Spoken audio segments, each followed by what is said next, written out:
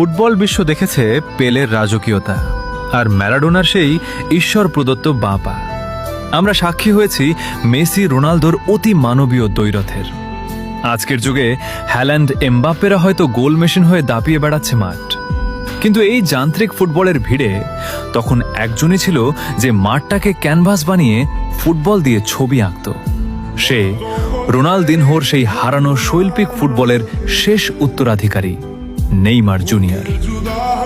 লোকে তাকে ট্রফি দিয়ে বিচার করে, গোল দিয়ে তুলনা করে, কিন্তু তারা বোঝে না নেইমার কোনো পরিসংখ্যানে নাম নয়।